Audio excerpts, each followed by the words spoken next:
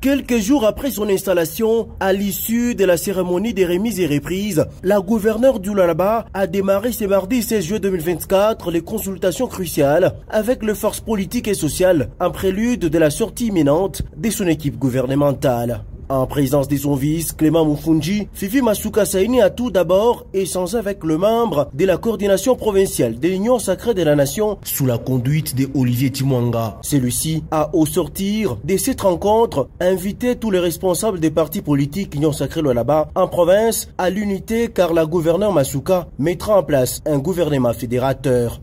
Un message que je vais adresser à tous les partis politiques, aux fédéraux de l'Union sacrée, d'être calmes. Maman pense aussi à nous, le gouvernement qui va sortir, nous avons l'obligation de l'accompagner en tant que membre de l'Union sacrée. Fifi Masuka Saini étant autorité qui tient à valoriser les personnes vulnérables, a à cet effet discuté avec cette catégorie de ses administrés à qui elle a réitéré sa ferme détermination à trouver des solutions aux problèmes qu'ils rencontrent. Leo aripenda à recevoir ikush ya batoto yake bale banekalaka oublié.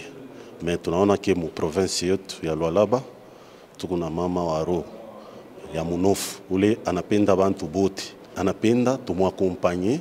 Poursuivant sa série de consultations, Masuka Saini a également eu des échanges avec les responsables des trois fédérations du parti présidentiel UDPS Tshisekedi, à savoir les fédérations Lualaba 1, Kolwezi 2, 10e rue et Lualaba 2, rurale. Selon Falamu Sangou Saïzanov, porte-parole de la délégation, toutes les fédérations devront accompagner le gouvernement Masuka qui sera mis en place afin de permettre à l'autorité provinciale de consolider les acquis du président Félix-Antoine Tshisekedi Tshilombo.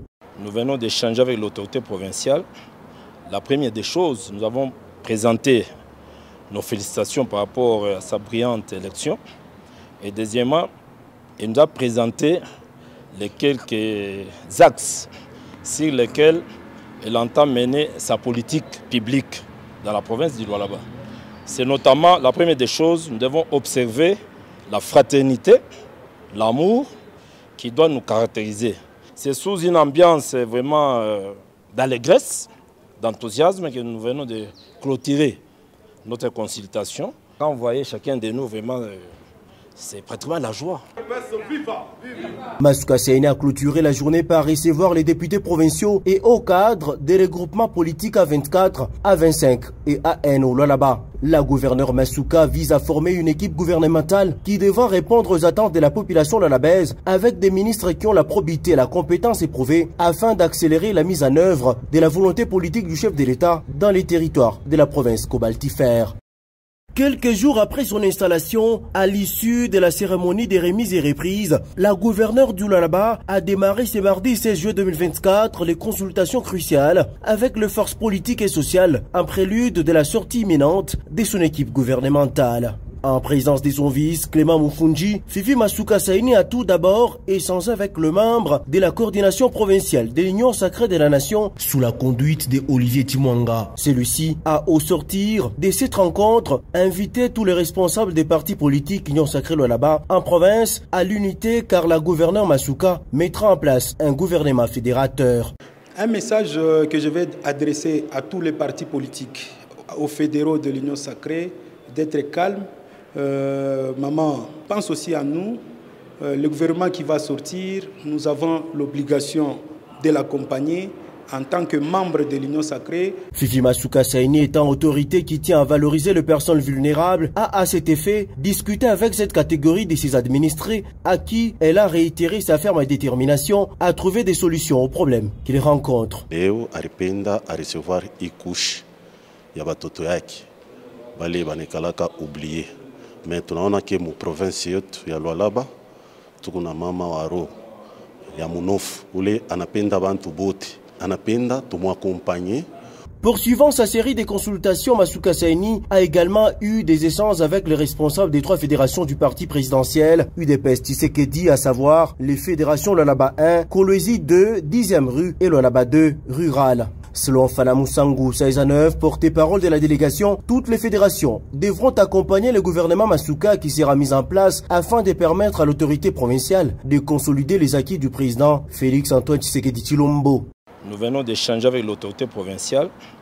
La première des choses, nous avons présenté nos félicitations par rapport à sa brillante élection. Et deuxièmement, il nous a présenté les quelques axes sur lesquels il entend mener sa politique publique dans la province du Lualaba. C'est notamment, la première des choses, nous devons observer la fraternité, l'amour qui doit nous caractériser. C'est sous une ambiance vraiment d'allégresse, d'enthousiasme que nous venons de clôturer notre consultation. Quand vous voyez chacun de nous, vraiment, c'est pratiquement la joie. Masuka Seyni a clôturé la journée par recevoir les députés provinciaux et hauts cadres des regroupements politiques A24, A25 et AN au Lualaba. La gouverneure Masuka vise à former une équipe gouvernementale qui devra répondre aux attentes de la population lualabaise avec des ministres qui ont la probité et la compétence éprouvée afin d'accélérer la mise en œuvre de la volonté politique du chef de l'État dans les territoires de la province cobaltifère. Entre l'honorable vice-président de l'Assemblée provinciale du Lualaba, Archimède Kabeya Kalassa, et une délégation de l'ONG Ekima, spécialisée dans l'encadrement de la jeunesse, ainsi un projet ambitieux qui vise à mettre les jeunes Lualabais devant leurs responsabilités, a été présenté par le président de l'ONG, Trésor Bagayamukwe Biamungu. Déjà, nous on existe depuis 5 ans. Ce qu'on essaie d'implanter aujourd'hui au Lualaba, c'est ce qui est déjà fait au niveau de Goma, parce qu'on a commencé par rapport au Nord Kivu. On a commencé vraiment à une province qui subit beaucoup de pression de part et d'autre pour essayer de lui donner un peu plus de force. Donc l'idée c'est que cette jeunesse doit se mettre sur une table et réfléchir sur les problématiques qui se trouvent au niveau de la province, mais aussi au niveau du pays. On va réfléchir ensemble, les résolutions. Le cahier de charge, le schéma à faire doit sortir de cette base des jeunes qu'on cible. Associé à cet entretien, Emmanuel Mouteb, président du Conseil provincial de la jeunesse du Lualaba, a plaidé pour que les jeunes de tous les 5 territoires bénéficient de ce projet. Si on peut faire cette conférence-là à Kassage, parce que vous savez, il y a les jeunes de Dilolo, on peut appeler les jeunes de Dilolo, Kapanga, et ils peuvent être là à Kassage, parce que ce sont des jeunes qui n'ont pas plus d'informations. Ici, nous avons quand même la chance d'entrer dans les différentes conférences, il y a quand même beaucoup de partenaires qui viennent. Mais les gens de l'intérieur, souvent quand nous nous rendons là-bas, nous comprenons qu'ils ont besoin de la formation et de l'information. Attentif à cette initiative, l'honorable vice-président de l'organe délibérant a salué cette idée qui vient apporter un plus dans la jeunesse lualabaise. N'est-ce pas que quelqu'un a dit garantir la jeunesse aujourd'hui, c'est construire le pays demain. Donc nous pensons que c'est une initiative noble et à notre niveau, pour des opportunités du genre, nous ne pouvons pas manquer de les accompagner, nous ne pouvons pas manquer de nous en approprier.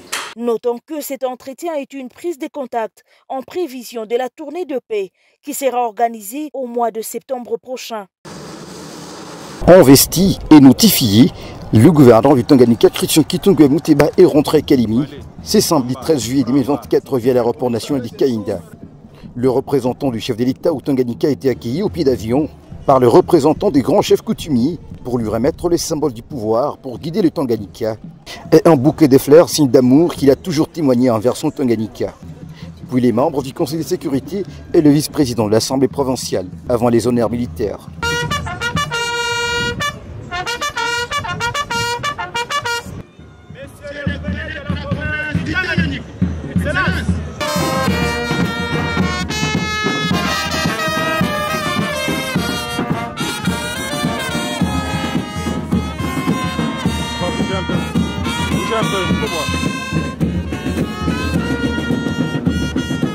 Les représentants des partis politiques et plusieurs autres couches sociales, toutes tendances confondues. C'est un accueil triomphal réservé au gouverneur Christian Kitungwe Muteba, accompagné de son vice-gouverneur Kabwe Moulongo Isidore. Aux côtés de cette population enthousiasmée de l'arrivée de son gouverneur, longtemps attendu sur la table de ses ancêtres.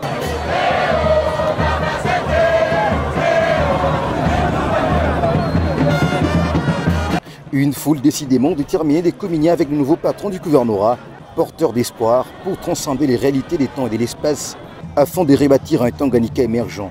Dans la droite vision des chefs de l'État Félix Antoine Tshisekedi, Ces derniers vont emprunter les boulevards Lumumba de Kalemi à plus de 4 km à pied. Drainant une marée humaine en liesse, le long du boulevard Lumumba, l'association des élèves verts du Tanganyika va profiter de l'occasion pour dire bienvenue au nouveau gouverneur avec un don d'une vache. Sans se désemparer de la circonstance, la population l'escorte jusqu'à la place Kisebwe, où les premiers citoyens de la contrée vont s'adresser au peuple tanganyikais. Munajua ba gouverneur presque ba ma province yote balisha kwanza kazi, haina vile? Paka kwetu kutanganyika njo tulikuwa tuanza, haina vile? Mimi natafuta kumiambia kama haina president de la République Fachi Beton. Kama leo hatuna hapa, tumupige mikono Fachi Beton! Fachi Beton! Banasemaka, derrière un grand homme, il y a une grande.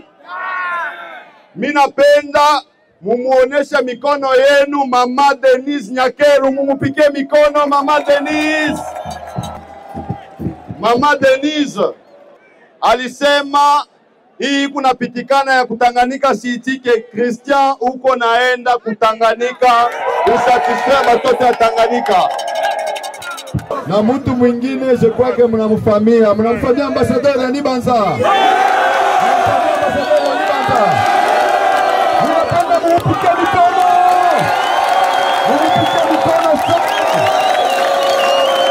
Alikuya kila siku usiku na mchana, eko natusaidia kwa yote, na leo tunafika hapa njia ya kufika kuwa gouverneur.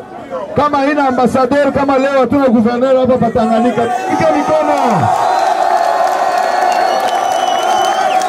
Ninapenda batoto ya Tanganyika fasi yote ambassadeur eko napita, Mungu namwombea Mungu, haina vile. Paska ananipatia kile Mungu natafuta, haina vile. Mitapenda tena mumukumbuke ule alikuwa premier ministre. Nani? Bon candidat president wetu wa Sena ule tuku na soutenir. Mumupikie Sama Lukonde mikono.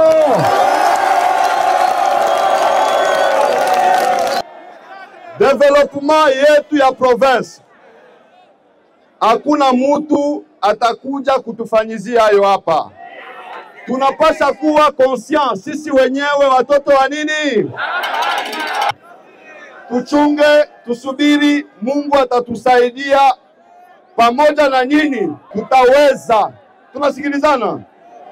Watoto wa Tanganyika bana merite salama, haina vile? Muna merite nini? Salama. Alors donc ule anajijua sema eko mwizi barabara yo anze kufanya nini? Haina vile. Sie tuko besoin ya kutumika kazi, hatuna besoin ya ile mabwizi ya kuingilia batu ya kurudisha batu chini. Haina vile. De la même manière, tuko na sanctionner négativement bale beko nafanya madega, c'est de la même manière qu'on va sanctionner positivement bale beko na dénoncer bezi. Haina vile. Alors, manjia mabarabara yetu inafanya nini? Munaona mueta yenye tunabeba province, haina vile. Chie hatuna mingi ya kumipromettre. Mungu atusaidie pour que tu développe province yetu yende kumbele. Aksanti sana. Avec ces discours qui a captivé plus d'un Tanganyikais, le gouverneur Christian Kitouga Moutiba, affectueusement appelé les Magufuli, a placé son mandat sous les signes de l'unité, d'excellence et de l'émergence. La ministre d'État, ministre des Affaires foncières Akasia Bandoubo Lambungo, a réuni ce jeudi 11 juillet au Salon Bleu de l'hôtel du gouvernement à Kinshasa les conservateurs des titres immobiliers et les chefs des divisions des cadastres de l'espace Grand Katanga au cours d'une rencontre d'orientation et de prise de contact dans le cadre de la poursuite de ces consultations de l'administration foncière récemment lancée. Cette énième réunion, présidée par la ministre d'État, se veut une impulsion de la nouvelle dynamique en faveur de l'administration foncière foncières du pays et ici des agents publics de l'espace Grand Katanga. Ils viennent précisément de la province du Tanganyika, du Haut-Touélé, du Haut-Katanga, du Lualaba et les 4 provinces du sud-est de la RDC. Dans ce mot d'introduction, Gérard Mugangu, secrétaire général aux affaires foncières, a remercié la ministre d'État. Il a salué la détermination de la patronne des affaires foncières et a déclaré que tous les cadres et agents fonciers ont le devoir de l'accompagner durant son mandat. Le numéro 1 des affaires foncières, de son côté, a salué la présence de ses invités qui ont effectué un long périple pour atterrir à Kinshasa et prendre part à ses assises. Elle a étalé ses directives qu'elle veut impulser au sein de l'administration foncière, à savoir l'assainissement du secteur foncier, la mobilisation de recettes relevant du secteur, la réduction des conflits fonciers, la bonne gouvernance de l'administration foncière et enfin redorer l'image de l'administration foncière dans la communauté. Et pour atteindre ces objectifs, a-t-elle souligné, il y a des préalables tels que le respect de la loi et les règles en la matière, insistant ainsi sur l'utilité, la compétence et de l'éthique professionnelle, appelant à plus de moralité et à l'abandon des pratiques en marge de la loi comme la corruption, la conquisition, les détournements de biens et des deniers publics, le favoritisme, les népotismes, les trafics d'influence, l'établissement de faux documents ou toute autre manœuvre illicite. Des atouts qui peuvent sans doute renforcer la lutte contre les antivaleurs dans le secteur foncier. Pour moi, ce qui est important à noter à la tête de mon mandat au sein de l'administration foncière, j'ai 5 objectifs principaux qui m'animent dans mes actions à la tête de cette administration. C'est premièrement l'assainissement du secteur foncier. Deuxièmement, c'est la mobilisation de recettes. Troisièmement, c'est la réduction de conflits fonciers dans de cours et tribunaux. Quatrièmement, la bonne gouvernance dans les secteurs fonciers. Et cinquièmement, il s'agit de redorer l'image de l'administration foncière dans la communauté. Et c'est important que nous puissions atteindre ces objectifs, mais avant de les atteindre, évidemment, il y a quelques points essentiels que nous allons soulever qui permettront à ce que nous puissions finalement atteindre ces objectifs de manière pérenne et efficace. Le premier point, c'est l'éthique et la lutte contre les antivaleurs dans les secteurs fonciers. L'image du secteur foncier ou l'image de l'administration foncière dans son ensemble est tellement ternie dans la société, dans la communauté, qu'il faudrait que nous puissions la redorer. Et redorer l'image du secteur foncier, je serai très rigoureuse là-dessus, c'est vraiment pour moi l'éthique et la lutte contre les antivaleurs dans notre secteur. Vous êtes CDC-CTI, vous êtes des agents publics de l'État et donc vous êtes soumis dans l'exercice de vos fonctions à respecter le texte ou certains textes, entre autres la loi numéro 16/013 du 15 juillet 2016 relative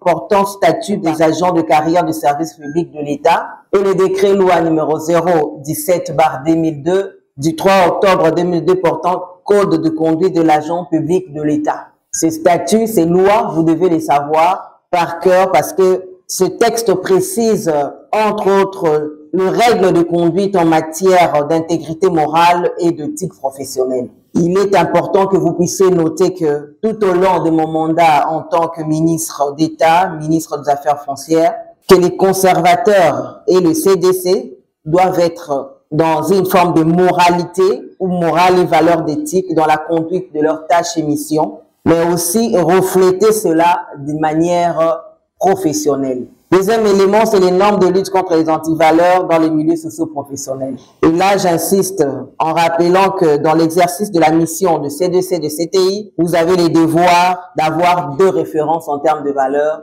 c'est la compétence et l'éthique professionnelle. Cela veut tout simplement dire l'accomplissement personnel consciencieuse de toute obligation en vertu de la fonction du mandat qui vous a été imposé par la loi et le règlement. Vous êtes censé accomplir votre devoir professionnel avec éthique professionnelle et avec compétence. J'ai besoin, moi, de l'homme qu'il faut ou de la femme qu'il faut à la place qu'il faut. Je l'ai dit déjà tantôt, il faut entre autres du dévouement, de la rigueur, la ponctualité, la responsabilité, l'honnêteté, l'équité, la dignité, l'impartialité, la loyauté, le civisme. Cela doit caractériser les chefs des divisions de cadastre et les conservateurs des titres immobiliers des affaires foncières. Et c'est ça, justement, qui nous amènera à redorer cette image qui est tellement ternie dans notre secteur. Madame la ministre d'État, ministre des Affaires foncières Akassa Bandoubola Mbongo, a encouragé les uns et les autres au dévouement, à la rigueur, au civisme et à la loyauté. Elle a ajouté devant ses invités que le manquement au devoir de leur État, à l'honneur ou à la dignité de leur fonction constitue une faute disciplinaire. Concernant la délimitation des circonscriptions foncières, qui est également un sujet à conflit, la patronne des affaires foncières a instruit le secrétaire général à mener des études pour une réponse adaptée. Les conservateurs et les chefs de division ont salué l'initiative tout en promettant de mettre en application les différentes directives de Madame la ministre d'État, ministre des Affaires foncières, Akassa Bandoubola Mbongo. C'est une réunion très pertinente. Madame a donné de nouvelles orientations. Nous pensons avec ça, le service pourra vraiment répondre sur un nouvel élan. Nous sommes vraiment très fiers qu'on ait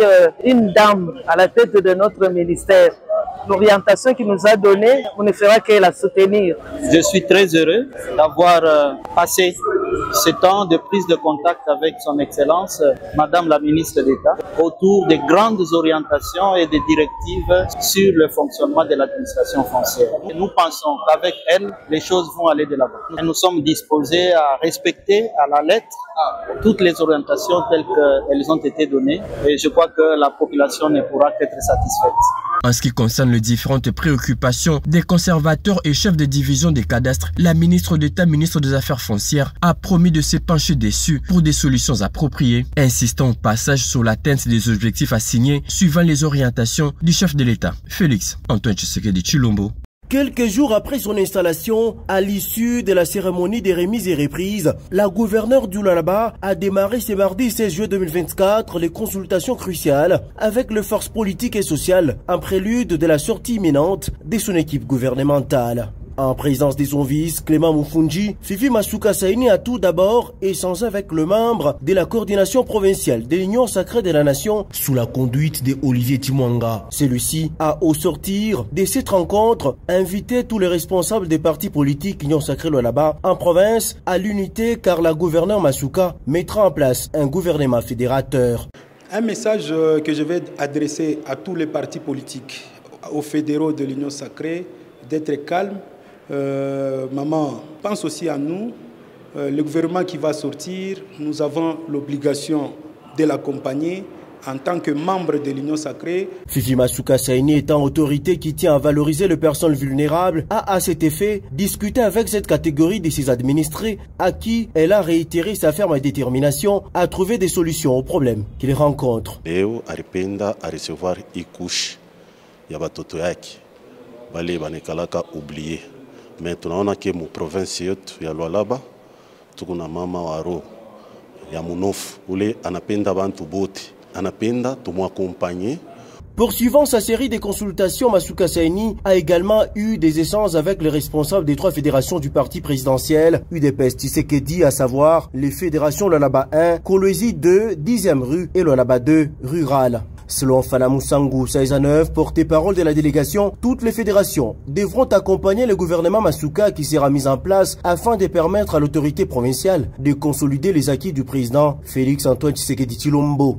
Nous venons d'échanger avec l'autorité provinciale. La première des choses, nous avons présenté nos félicitations par rapport à sa brillante élection. Et deuxièmement, il nous a présenté les quelques axes sur lesquels elle entend mener sa politique publique dans la province du Lualaba. C'est notamment, la première des choses, nous devons observer la fraternité, l'amour qui doit nous caractériser. C'est sous une ambiance vraiment d'allégresse, d'enthousiasme que nous venons de clôturer notre consultation. Quand vous voyez chacun de nous, vraiment, c'est pratiquement la joie. Masuka Saini a clôturé la journée par recevoir les députés provinciaux et hauts cadres des regroupements politiques A24, A25 et AN au Lualaba. La gouverneure Masuka vise à former une équipe gouvernementale qui devra répondre aux attentes de la population lualabaise avec des ministres qui ont la probité et la compétence éprouvée afin d'accélérer la mise en œuvre de la volonté politique du chef de l'État dans les territoires de la province cobaltifère.